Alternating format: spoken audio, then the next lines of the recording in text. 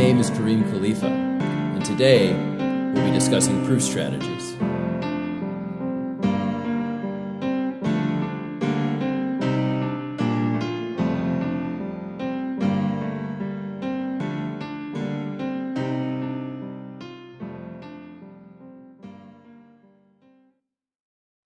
First, we'll review earlier proof strategies, and then we'll introduce some new proof strategies involving quantifiers.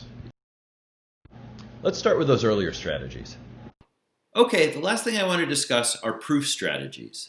These are really important. These are big picture ways of approaching proofs. And if you tackle them the right way, they're also big picture ways of just approaching clear and good thinking going forward. So you can carry these over to English. So recall that there were two ways of approaching proofs. The first is what we might call a trial and error method. Here you kind of just see what you can get from your premises and your sub-conclusions and hope that everything works out and you land on your conclusion. As I suggested, this is not the best way to go, and that applies maybe even more so once we have quantifiers, because you tend to have slightly more complex statements that you're dealing with. In contrast to the trial and error method, there's what we may call the method of reverse engineering your proofs. This is the preferred way to do things, and this is what the proof strategies force you to do. The core idea behind reverse engineering is that you start with your conclusion and work your way backwards until you sort of join up with the premises, hence the title reverse engineering. Recall that the core idea behind proof strategies is reverse engineering your proofs on your scratch paper and then bringing that to your final product. Furthermore, recall that reverse engineering basically involves two questions, and you should be asking yourself this at every step of your proof. What's the main operator of my sub-conclusion or my conclusion? And what's the proof strategy associated with that operator? So in earlier lectures, we looked at proof strategies for conjunction, disjunction, negation, conditionals, and biconditionals. I summarized them here. You can pause and review this. You might also want to go back to the earlier lectures where I covered them in more depth. I'm going to be taking them for granted in what follows. Among the payoffs of using these proof strategies, particularly with disjunction, elimination, and the two conditional rules or strategies, is they tell you basically how to hypothesize things and what to hypothesize at various stages of your proofs. And that's also true with what you'll see with some of the universal and existential rules that we'll be looking at in a second. Specifically, we'll look at proof strategies for three kinds of cases. The first is where you have a universally quantified statement that's scoping over basically a conditional claim. The second is all other kinds of universally quantified statements. And the third is an existentially quantified statement. Let's look at these in turn. Okay, so let's start with that first column. This is a case where you have something of the form all P's are Q's, basically. Now note that P and Q can be arbitrarily complex, so it might be that there's several conditions that are sort of being mentioned in each case. The main thing is that once you get past that universal quantifier, your main operator is an arrow. What do you do in that case? Well, the proof strategies say hypothesize an instance of your antecedent and then derive the consequent. From there, you can then use universal introduction to get your conclusion. We actually saw an example of this in an earlier lecture where we proved that because all dragons are reptiles and all dragons breathe fire, all dragons are fire-breathing reptiles. And the proof went like this. And if you actually go through that previous lecture, you'll see that I basically followed exactly that proof strategy that we just discussed. This would be a good way of testing your understanding of the proof strategy. Okay, so let's move to the second proof strategy. Let's suppose that once again you ask that question, what's my main operator? And it is in fact a universal quantifier, but it's not something with a conditional nested in it after that. It's not something of the form all P's are Q's. It might just be like everything is a P or something like that. In that case, what you do is you start off and you just have a standalone line where you hypothesize an arbitrary name, for example, A, just by itself. Then you start a subproof underneath this to get an instance of the generalization you're trying to prove. Let's look at an example. In this case, we'll basically prove a version of the De Morgan's laws for quantifiers. And in particular, we'll use the example, nobody's afraid, so everybody's unafraid. And hopefully, intuitively, this feels valid. Right? So to represent this formally, what we would say is there's not at least one X such that X is afraid. That says nobody's afraid. And then we want to say everybody's unafraid, so we say for all X, X is not afraid. Now recall that as reverse engineers, our first question is, what's the main operator of my subconclusion? And not surprisingly, it's a universal, because that's what we're focusing on. But hopefully you could see that just by looking at the conclusion, that that is in fact the appropriate main operator. That's how you would have answered the question anyway. Next, we ask, what's the proof strategy associated with that operator? Remember, we're reverse engineers. This is what we do. So we note that this is a universal, but it's not a universal of the form all P's are Q's, right? It's much simpler than that. It's just everything is not a P, is basically what this is saying. So we turn to this proof strategy here. We hypothesize an arbitrary name, and that just gets its own line in these particular cases. And then we start a subproof underneath this to get an instance of the generalization we're trying to prove. So let's see what that means in this particular example. So on line 2, we hypothesize an arbitrary name. We chose A just because that was available. And then what we see is the rest of that proof strategy is saying, basically get an instance of what you ultimately need to prove, right? So ultimately we need to prove that everything is not afraid, right? And so what we need to show is that this particular arbitrary individual or arbitrary instance, A, is not afraid. And then from there, we'll eventually be able to do a universal introduction, right? But we're not there yet, right? We've got a little bit more work to do. Note that effectively what we've done is we've shrunk the problem, as it were. We kind of know how the last bit of the proof is going to go. And now the name of the game is proving that sub-conclusion that A is not afraid, what's on line Y right now. And because we're good reverse engineers, we just keep on asking these questions.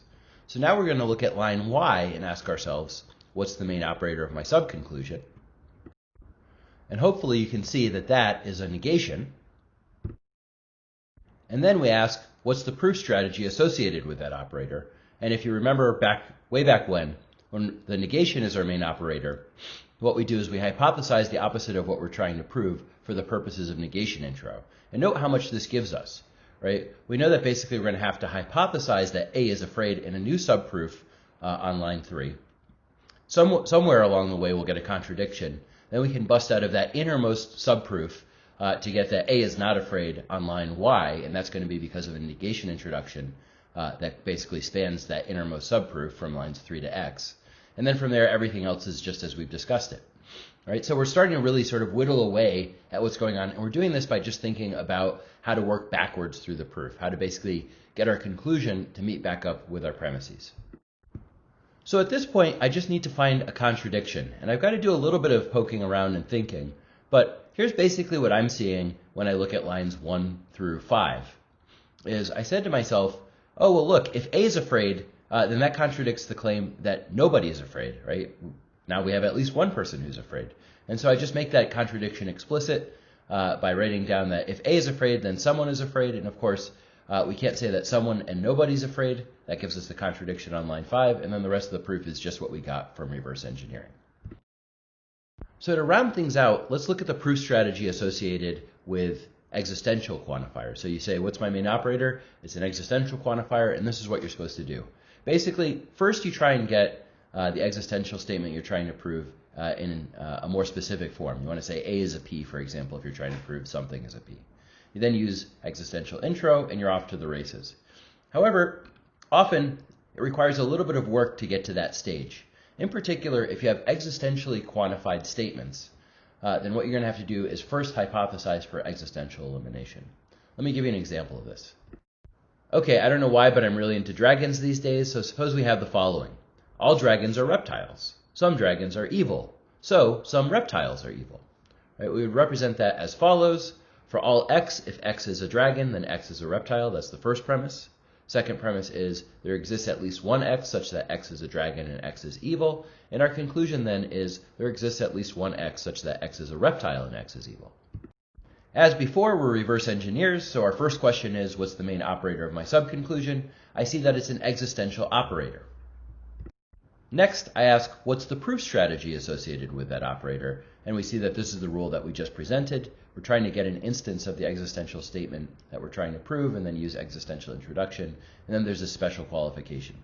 What I'll do is I'll sort of break this up into two halves so you kind of see what's going on with this rule. Let's take the first half of that proof strategy. It says get an instance of the existential statement you're trying to prove and then use existential introduction, right? So what we're trying to prove is that something is an evil reptile. And so what we want to do is try and get A is both a reptile and evil. That's basically what the first half of that says, and it says that we'll basically then just use existential introduction to get from line X to our ultimate conclusion.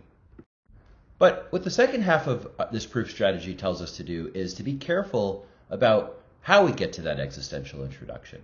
And in particular, if we have an existentially quantified statement and we have no specific names in the premises, it's probably a good idea to assume that you're going to have to do an existential elimination in order to ultimately achieve your desired conclusion. And so what you can see is basically lines X and Y have become what we had done on the previous slide. And now what we're doing is we're embedding that within a larger strategy of an existential elimination. So you see that our inspiration on line 3 comes from line 2. We say that A is a dragon and A is evil. Then we know somehow we have to get that A is a reptile and A is evil. From there we can then do an existential introduction. Remember what I told you about existential elimination? There's always this echo. So you see line Y echoes what's happening on the last line of the proof, which is what you'll always see in these kinds of cases. And so we've managed to use our proof strategies to get quite a bit of this content in place. And now, because we're good reverse engineers, we see that our subconclusion is that A is a reptile and A is evil. We use the proof strategy for conjunction, which we encountered earlier in the semester, which says prove each of the conjuncts, then use an introduction.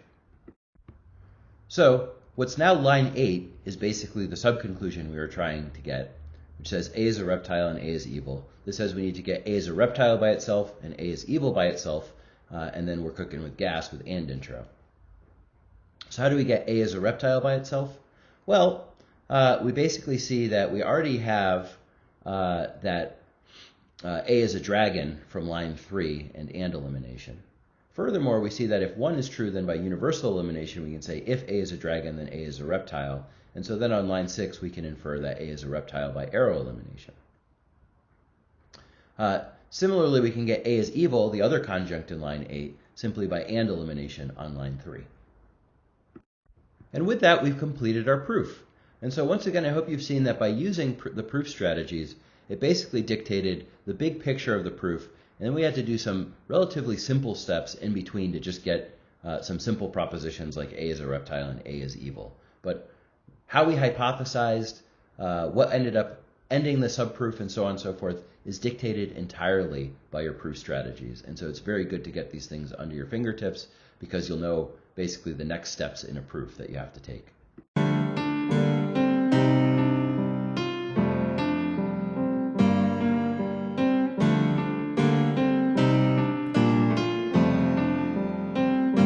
Thanks, and I'll see you